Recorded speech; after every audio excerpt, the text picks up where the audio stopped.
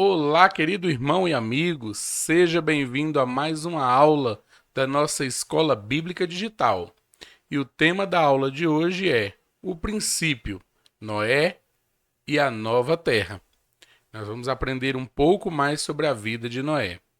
Convide o Espírito Santo, pegue a sua Bíblia, participe conosco enviando algum comentário. Nós temos essa lição aqui embaixo no comentário do vídeo. Fique à vontade, o PDF está disponível para você. Se você também tem um desejo de receber reflexões diárias, entre em nosso canal no WhatsApp, também está aqui embaixo na descrição. E bora para a aula, amém?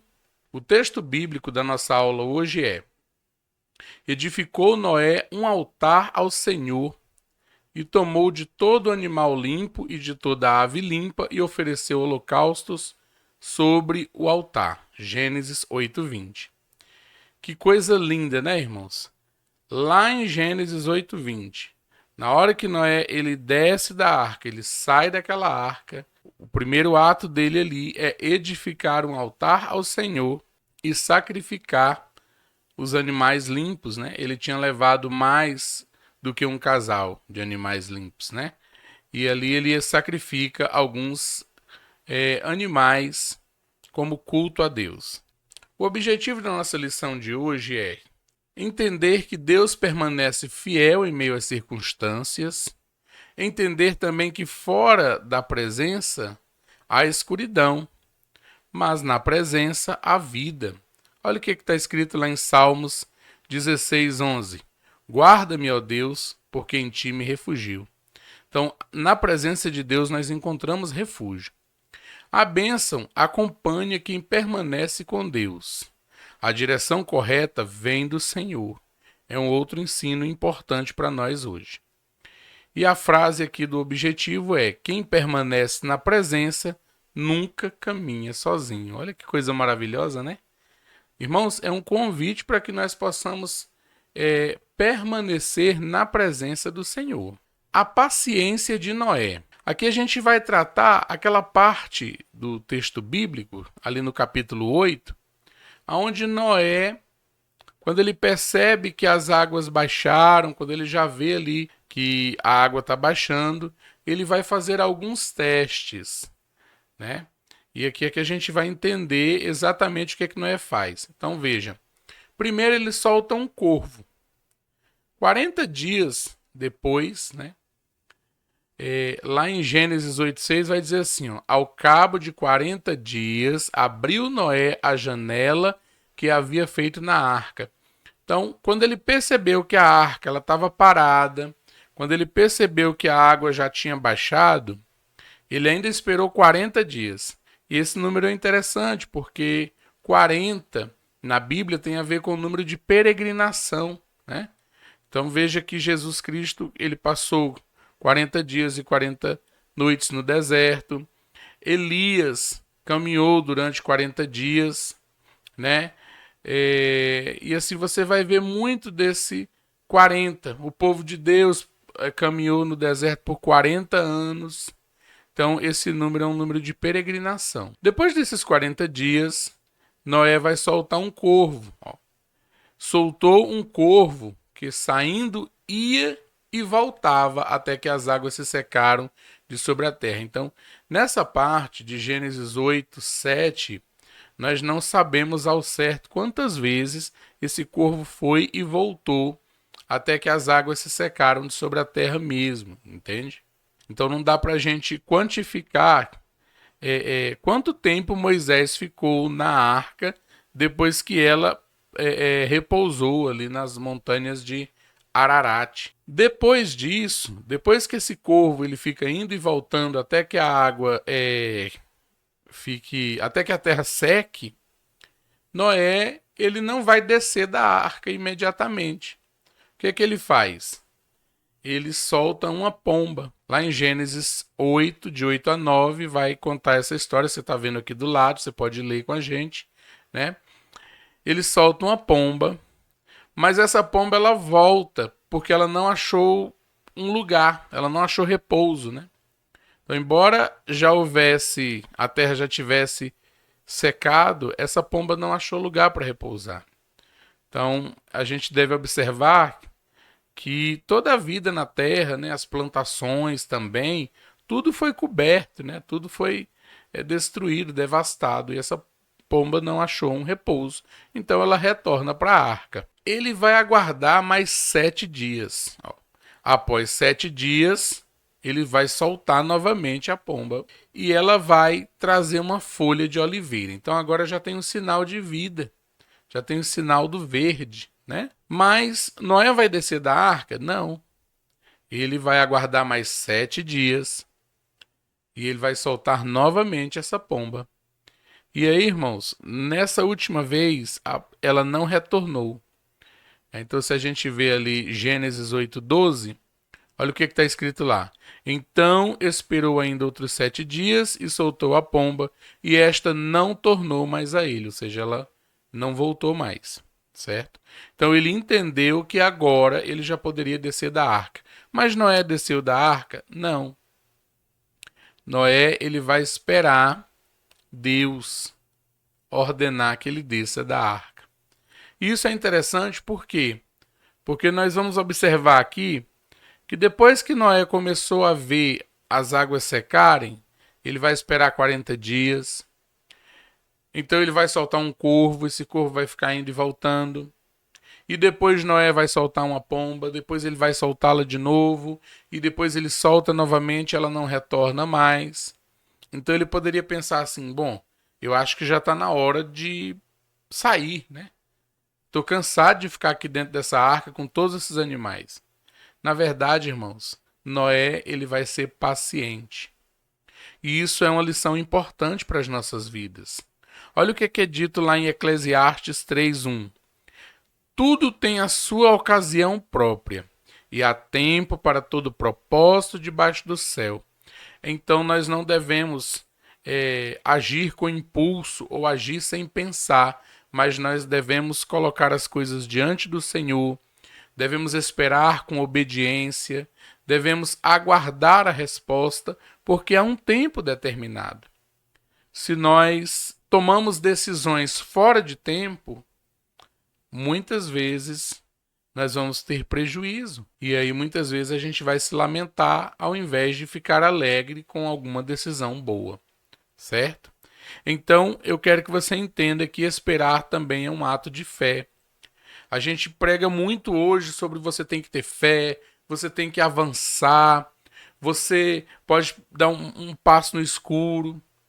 Ok, tudo isso revela de fato fé, confiança, né? É ter ousadia para seguir. Mas, em muitas situações, espera também é um ato de fé. E Noé, ele está fazendo exatamente isso aqui. Ele está sendo paciente. Ele ainda não ouviu a voz de Deus. Portanto, ele até faz testes soltando animais, mas ele permanece obediente a Deus, esperando. E isso é muito importante para nós. Nós devemos esperar no Senhor. A espera dentro da arca. Irmãos, a terra estava enxuta. Gênesis 8:13. No ano 601, no mês primeiro, no primeiro dia do mês, secaram-se as águas de sobre a terra. Então, a terra estava enxuta. Mas Noé, ele só sai depois. Ele não vai sair imediatamente, quando ele percebe que a terra estava enxuta. Olha o que diz no versículo 14. Gênesis 8:14.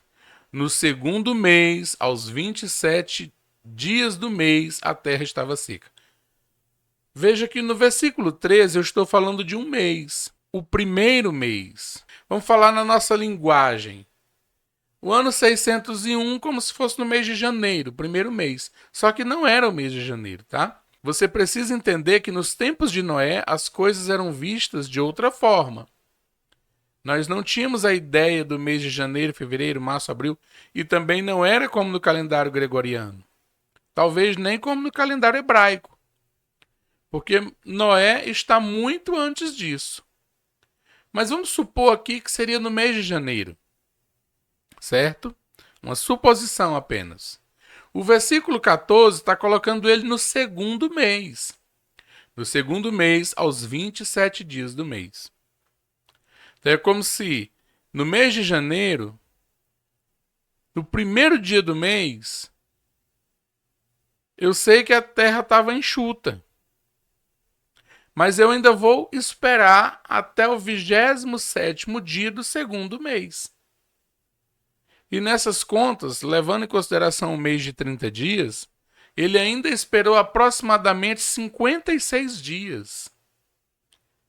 Irmãos, olha que coisa interessante. Nós não conseguimos esperar as coisas às vezes.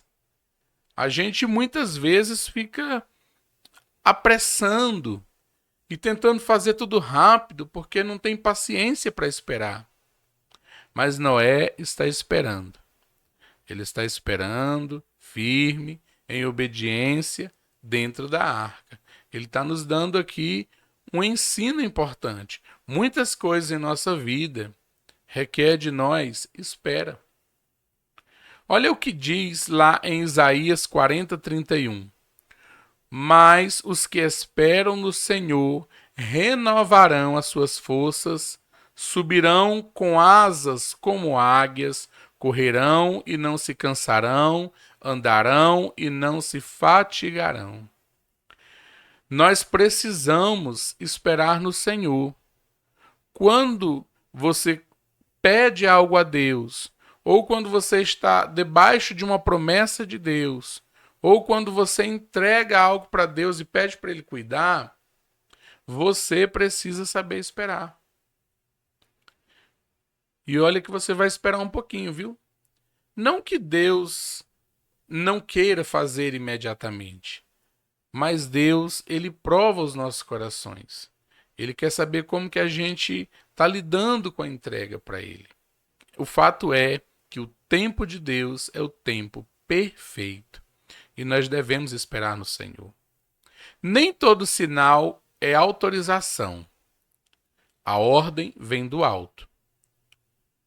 Muitas vezes, quando a gente está esperando, a gente começa a ficar aflito, a gente começa a ficar preocupado e começa, inclusive, a criar sinais, né? Ah, mas eu acho que isso já é um sinal.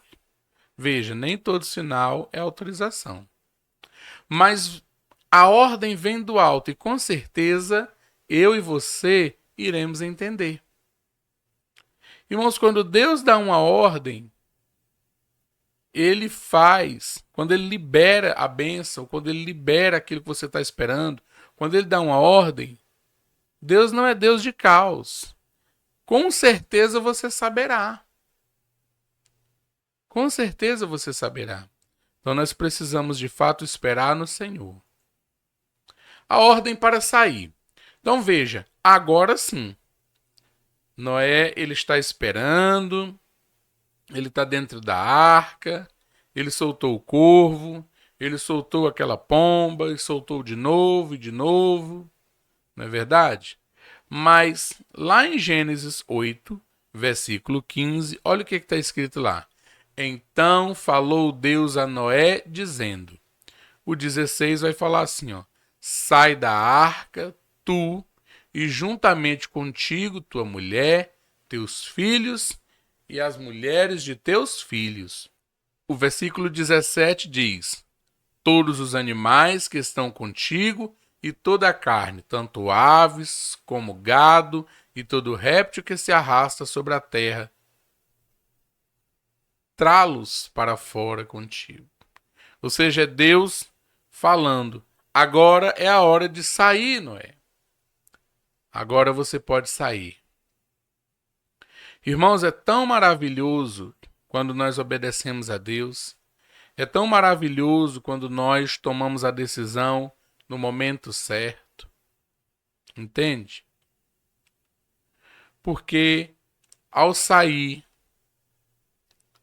Noé ele vai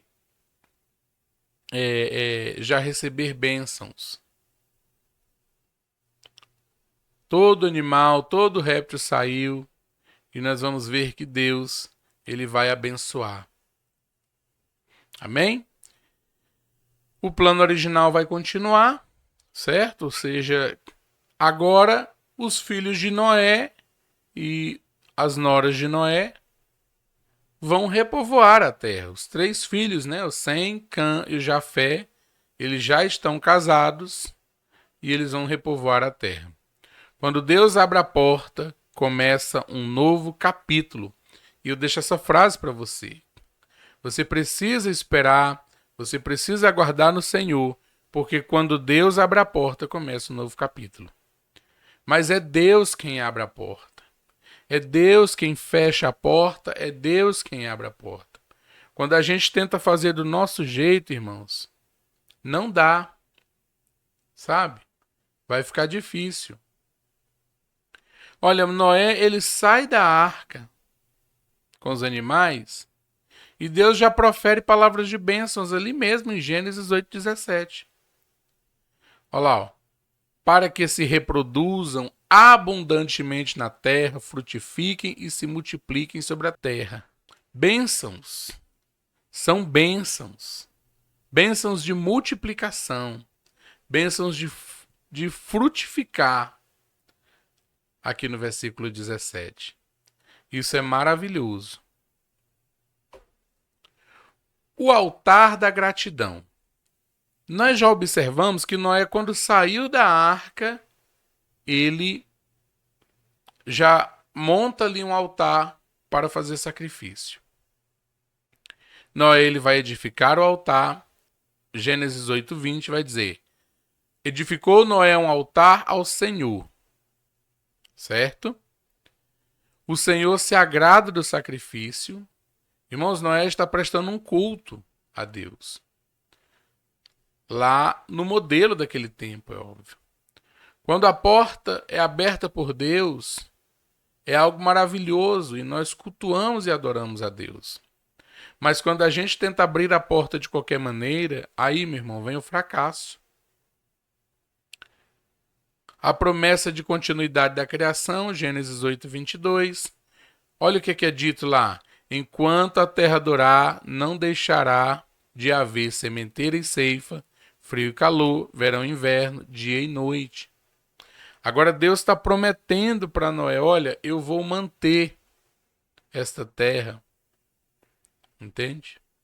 Enquanto ela durar, eu vou manter isso para vocês.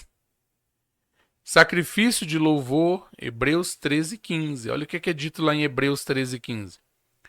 Por ele, pois, ofereçamos sempre a Deus sacrifício de louvor, isto é, o fruto dos lábios que confessam o seu nome. Noé saiu daquela arca, depois de todo aquele tempo, depois de toda a paciência que ele teve, ele edificou um altar. Nós também, quando saímos do deserto, das dificuldades e das lutas, nós também devemos oferecer sacrifício de louvor. Na verdade, o sacrifício de louvor já deve ser contínuo em nossas vidas. É maravilhoso esse versículo que está em Hebreus 13:15. Quem sobrevive ao dilúvio deve erguer um altar. A realidade do pecado. Irmãos, a imaginação do homem é má. Gênesis 8:21. Sentiu o Senhor o suave cheiro e disse em seu coração: não tornarei mais a amaldiçoar a terra por causa do homem, porque a imaginação do coração do homem é má desde a sua meninice. Nem tornarei mais a ferir todo vivente como acabo de fazer. A consequência do pecado do homem levou a terra ao dilúvio. Mas agora Deus, ele faz uma promessa. Ele vai dizer, olha, por causa do homem isso não acontecerá mais. Né? Isso é interessante, porque depois ele traz ali o arco-íris, né? Que é para lembrança. Tempos trabalhosos nos últimos dias. Eu trouxe o exemplo de 2 Timóteo 3, de 1-5, porque o mundo está caminhando, se não já passou disso, né? O mundo está caminhando ou já até passou disso. Passou do tempo de Noé. Irmãos, nós não podemos esquecer que o dilúvio ele surge por causa da corrupção humana, da corrupção da humanidade. Nós já temos vídeo aqui no canal, na série, sobre isso. Se você está acompanhando todos os vídeos, você vai perceber que nós já falamos sobre isso. A humanidade estava tão corrompida, mas tão corrompida, que já não havia mais o que fazer. E olha o que Paulo escreve ao Timóteo, na segunda carta a Timóteo 3, de 1 a 5. Sabe, porém, isto, que nos últimos dias sobrevirão tempos penosos, pois os homens serão amantes de si mesmos, gananciosos, presunçosos, soberbos, blasfemos, desobedientes aos seus pais, ingratos, ímpios, sem afeição natural, implacáveis, caluniadores, incontinentes, cruéis, inimigos do bem, traidores, atrevidos, orgulhosos, mais amigos dos deleites do que amigos de Deus, tendo aparência de piedade, mas negando-lhe o poder. Afasta-te também desses. 2 Timóteo 3, de 1 a 5. Paulo está falando do que vai acontecer nos últimos tempos. E eu fico a me perguntar, será que Paulo tinha uma noção de que ia passar tanto tempo assim? Porque, irmãos, nós já estamos há muito tempo depois de Paulo.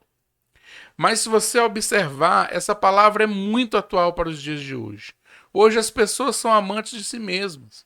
São gananciosas, presunçosas, soberbas, blasfemam, são desobedientes, ingratas, ímpios.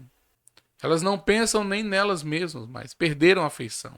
Caluniadores, cruéis, traidores, orgulhosos. Então, a passagem de 2 Timóteo 3, de 1 a 5, ela está muito, mas muito atualizada para os tempos de hoje no contexto de mundo. Né? O contexto atual está muito bem representado aí. E é lamentável isso. Porque, novamente, do alto céus, tenha certeza disso, que no momento certo virá resposta da parte de Deus. Porque as coisas estão novamente, a geração está novamente perversa e má. Né? O homem está com aparência de piedade, mas sem transformação. E para a igreja, a necessidade de vigilância espiritual. Nós precisamos ser vigilantes, porque em um dado momento nós podemos estar enquadrados num desses pecados. Certo? Então nós temos que ter todo o cuidado. Não que nós não venhamos a pecar, irmãos, o ser humano ele é falho. Todos nós cometemos erros e falhas, isso é fato. Não há ninguém nessa terra hoje, ser humano, criatura de Deus, que seja puro, completamente puro. Não.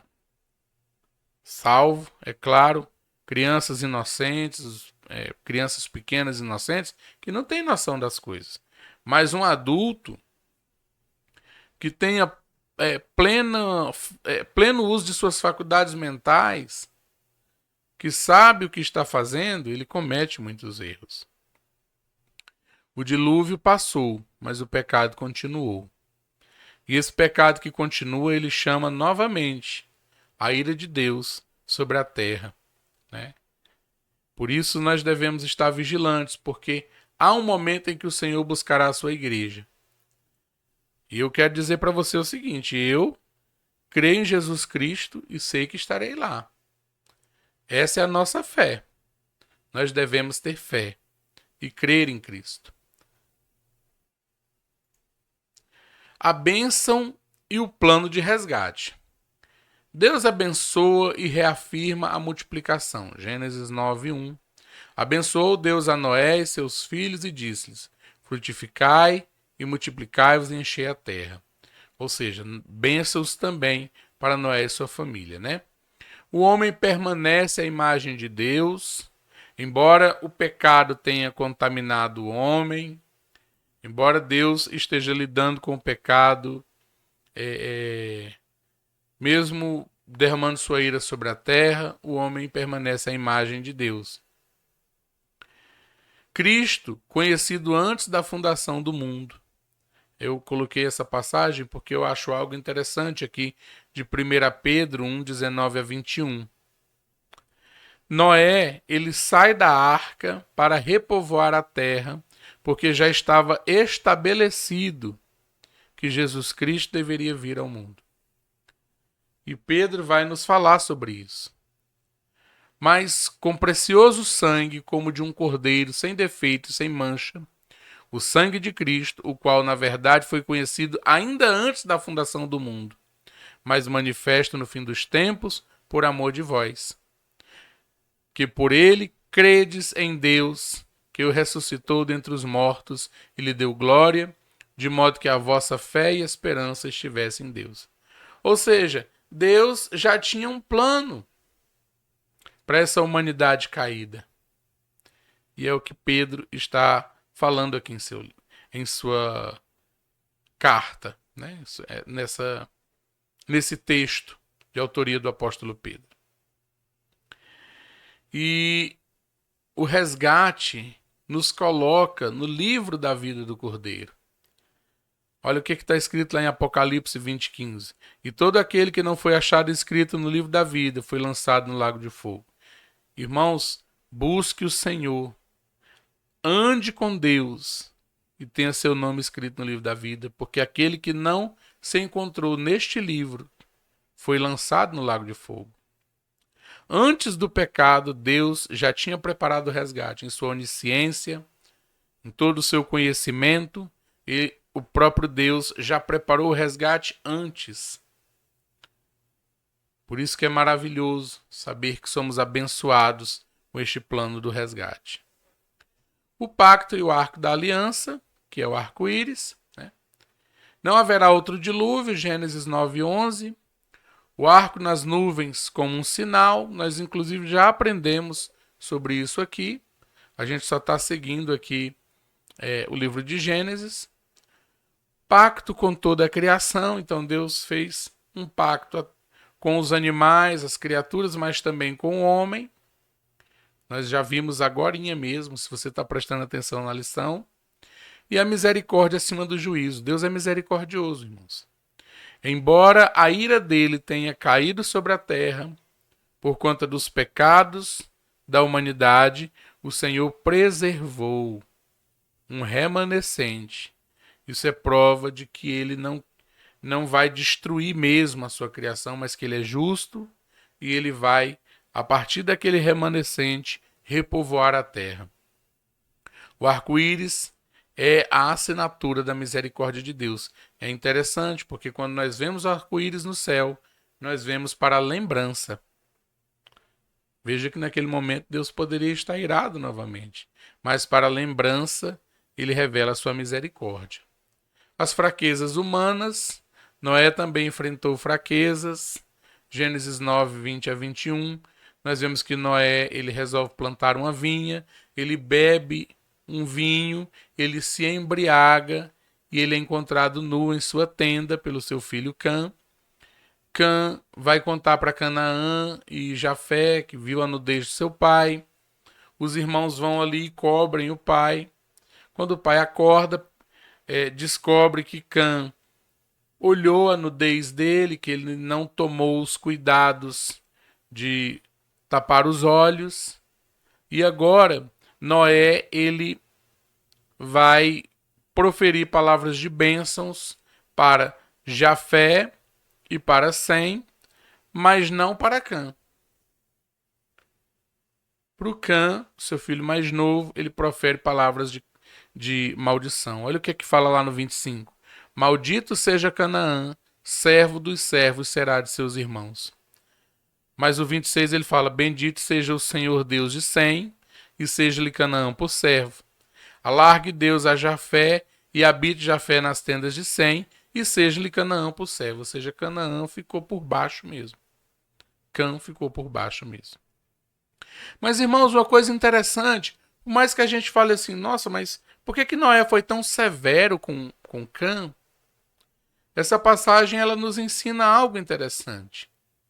Aquilo que Noé falou para Sem, Cã e Jafé vai acontecer ao longo da história. Entende?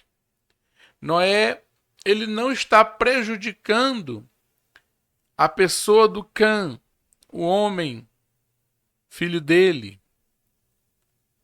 Mas isso vai ser refletido nas gerações. Então, quando você vê num contexto geral a história da humanidade a partir de Noé e os descendentes dessas tribos, aí você vai perceber a posição de Cã, a posição de Jafé e a posição de Sem. Então nós observamos aqui que, embora Noé tenha proferido essas palavras da boca dele, havia um plano aqui traçado para a humanidade. Deus permanece fiel às suas promessas. Mesmo depois do dilúvio, Deus continua escrevendo novos começos. Isso é importante para nós, irmãos. Às vezes a gente passa por uma dificuldade terrível e pensa assim, pronto, não tem mais jeito, acabou. Mas Deus pode escrever novos começos. Creia nisso. Conclusão. Deus caminha com seus filhos, independentemente das circunstâncias. Em nossas vidas há momentos que se assemelham a verdadeiros dilúvios, tempos de dor, esperança e incerteza. Ainda assim, se permanecermos firmes e em sua presença, não importa a situação, o Senhor está conosco e certamente nos conduz às promessas de vida e salvação. Deus não desiste de sua obra-prima.